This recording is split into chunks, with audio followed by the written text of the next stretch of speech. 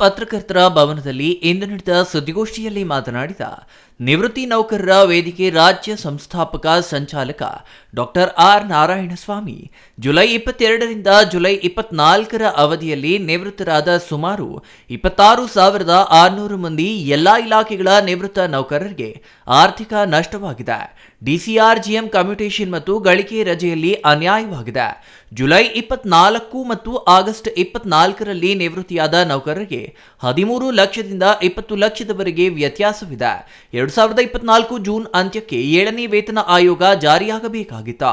ಸರ್ಕಾರದ ವಿಳಂಬ ಧೋರಣೆಯಿಂದಾಗಿ ಆ ಅವಧಿಯಲ್ಲಿ ನಿವೃತ್ತರಾದ ನೌಕರರಿಗೆ ಆರ್ಥಿಕ ನಷ್ಟವಾಗಿದೆ ಎಂದು ಅಳಲು ತೋಡಿಕೊಂಡ್ರು.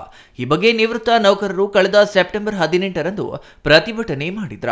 ಪ್ರತಿಭಟನೆಗೆ ನಿವೃತ್ತ ನೌಕರರ ಸಂಘದ ಅಧ್ಯಕ್ಷ ಡಾಕ್ಟರ್ ಎಲ್ ಭೈರಪ್ಪ, ಸರ್ಕಾರಿ ನೌಕರರ ಸಂಘದ ಅಧ್ಯಕ್ಷ ಷಡಕ್ಷರಿ, ನಿವೃತ್ತ ಲೋಕಾಯುಕ್ತ ನ್ಯಾಯಮೂರ್ತಿ ಸಂತೋಷ್ ಹೆಗಡೆ ಅವರು ಬೆಂಬಲ ವ್ಯಕ್ತಪಡಿಸಿದ್ರು ಎಂದರು.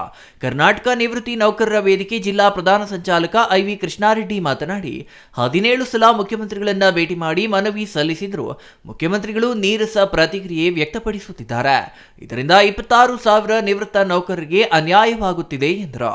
ಇನ್ನು ಸುದ್ದಿಗೋಷ್ಠಿಯಲ್ಲಿ ನಿವೃತ್ತ ನೌಕರರ ಸಂಘದ ಅಧ್ಯಕ್ಷ ಎಸ್ ವೆಂಕಟಸ್ವಾಮಿ, ಪ್ರಧಾನ ಕಾರ್ಯದರ್ಶಿ DV Srinivasaiah, PN Bhaskar Reddy, Subhan Sab, Manjunath, Govinda Reddy, Rajendra, Ramdas, Y Shivappa, YG Govinda Reddy ಇನ್ನೂ ಹಲವರು ಹಾಜರಿದ್ರ. Ganesh R, CTV news, Bagepalli. ನಿವೃತ್ತಿ ನೌಕರರ ಸಂಘದ ಸದಸ್ಯರು.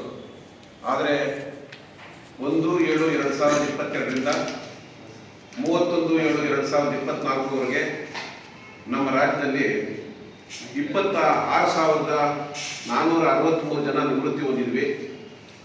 ನಮಗೆ ಸುಧಾಕರ್ ರಾವ್ ಸರ್ 7ನೇ ವೇತನ ಆಯೋಗ ಮಾಡಿದಾಗ ಆ ಆಯೋಗದಲ್ಲಿ ನಮಗೆ ಎಲ್ಲ ನಿವೃತ್ತ ನೌಕರರಿಗೆ ಬರಬೇಕಾಗಿರ್ತಕ್ಕಂಥ ಎಲ್ಲ DCRG ಕಮ್ಯುಟೇಷನ್ನು ELL ಕ್ಯಾಶ್ಮೀರನ್ನು ಯಥಾವತ್ತಾಗಿ ಜಾರಿಗೊಳಿಸುವುದು ಅಂತ ಸರ್ಕಾರಕ್ಕೆ ಒಂದು ವರದಿ ಕೊಡ್ತಾರೆ.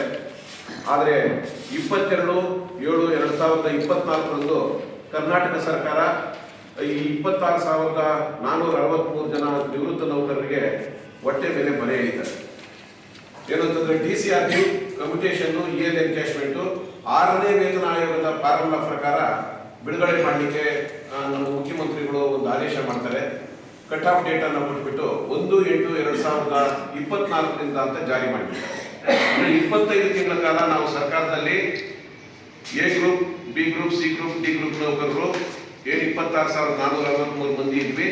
ಅವರೆಲ್ಲ ಕರ್ನಾಟಕದ ಅಭಿವೃದ್ಧಿಗೋಸ್ಕರ ನಿರಂತರವಾಗಿ ಆಹೋರಾತ್ರಿ ಕೆಲಸ ಮಾಡಿ ನಿವೃತ್ತಿ ಹೊಂದುತ್ತೀವಿ. ಕರ್ನಾಟಕ ಸರ್ಕಾರ ನಮಗೆ ಏನು ಕೊಡಬೇಕಾಗಿರ್ತಕ್ಕಂಥ DCRG ಕಮ್ಯುಟೇಷನ್ ELL ಕ್ಯಾಶ್ಮೆಂಟ್ ಅನ್ನ ತಡೆ ಹಿಡಿದು ಇದುವರೆಗೂ ಕೊಡದೆ ನಮಗೆ ಕಾಣಿಸ್ತಾ ಇದ್ದಾರೆ. ಈ ನಿಟ್ಟಿನಲ್ಲಿ ನಾವು 11ನೇ ತಾರೀಕು 8ನೇ ತಿಂಗಳು 2024ರಂದು ರಾಜ್ಯ ಮಟ್ಟದಲ್ಲಿ ಎಲ್ಲ ನಿವೃತ್ತ ನೌಕರರನ್ನು ನಾವು ದಾವಣಗೆರೆಗೆ ಕರೆದಾಗ ದಾವಣಗೆರೆಯಲ್ಲಿ ನಾವು ಒಂದು ವೇದಿಕೆನ ಪ್ರಾರಂಭ ಮಾಡೋಣ. ಇನ್ನು ಸುದ್ದಿಗೋಷ್ಠಿಯಲ್ಲಿ ನಿವೃತ್ತ ನೌಕರರ ಸಂಘದ ಅಧ್ಯಕ್ಷ ಎಸ್ ವೆಂಕಟಸ್ವಾಮಿ, ಪ್ರಧಾನ ಕಾರ್ಯದರ್ಶಿ DV Srinivasaiah, PN Bhaskar Reddy, Subhan Sab, Manjunath, Govinda Reddy, Rajendra, Ramdas, Y Shivappa, YG Govinda Reddy ಇನ್ನೂ ಹಲವರು ಹಾಜರಿದ್ರ. Ganesh R, CTV news, Bagepalli.